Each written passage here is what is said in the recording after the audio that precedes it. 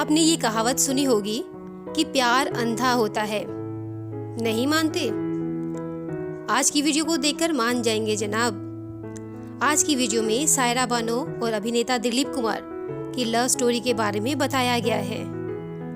जब सायरा बानो मात्र 12 साल की उम्र की थी, तभी से उन्होंने अभिनेता दिलीप कुमार की बीवी बनने के सपने देख लिए थे और हुआ भी सच। सायरा बानो मात्र 22 साल की शादी 44 साल के अभिनेता दिलीप कुमार से हुई थी। दिलीप कुमार और सायरा बानो की शादी 1966 ईस्वी में हुई थी। दिलीप कुमार और सायरा बानो भारतीय सिनेमा के खूबसूरत कपल रहे हैं। सायरा बानो दिलीप कुमार से काफी छोटी थी, इसलिए दिलीप कुमार बानो से काम करने में हिचकिचाते थे और कुछ फैमिली प्रॉब्लम्स के कारण उलझे रहते थे। फिर एक दिन दिलीप कुमार ने सायरा बानो को प्रपोज किया। दिलीप कुमार और सायरा बानो जब निकलते थे, तब लोग इनकी खूबसूरत जोड़ी को देखते रह जाते थे। सायरा बानो ने एक इंटरव्यू में अपनी लव स्टोरी के बारे में बताया कि जब मैं 12 साल की थी, तब से मिसेस दिलीप कुमार बनने के ख्वाब देखती थी। जब मैं छोटी सी थी और लंदन में स्टडी कर रही थी, तब से मेरा इस तरफ रुझान था कि मैं एक दिन मिसेस दिलीप कुमार बनूंगी। मेरी मदर ने मुझसे कहा था कि आपको मिसेस दिलीप कुमार बनने के लिए वैसे ही शौक पैदा करनी चाहिए जैसे दिलीप कुमार फरमाते हैं। जब मैं लंदन से हिंदुस्तान आई तो मुझे दिलीप साहब के बारे में कुछ खास बातों का पता चला, जैसे कि दिलीप कुमार को सितार का बहुत शौक था, तो मैंने सितार सीखना शुरू किया। और दिलीप कुमार उर्दू में बहुत माहिर हैं, तो मैंने उर्दू सीखना शुरू किया।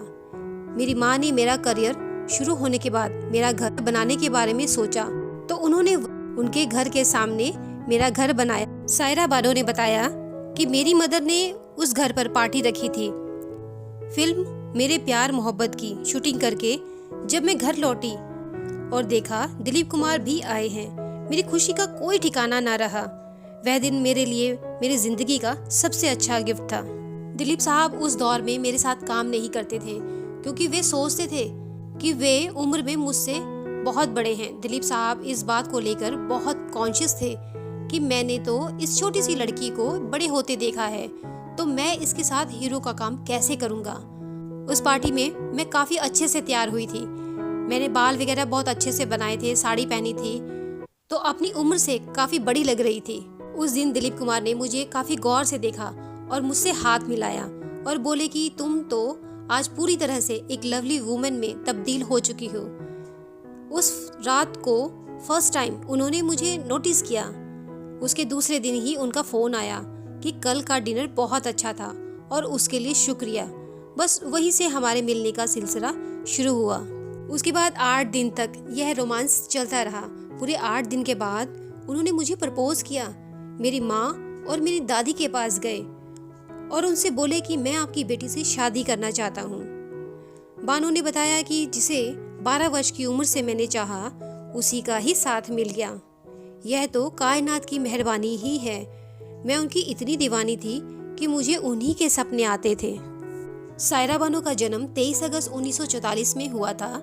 सायरा बानो एक भारतीय अभिनेत्री हैं जिन्होंने मुख्य रूप से हिंदी फिल्मों में काम किया।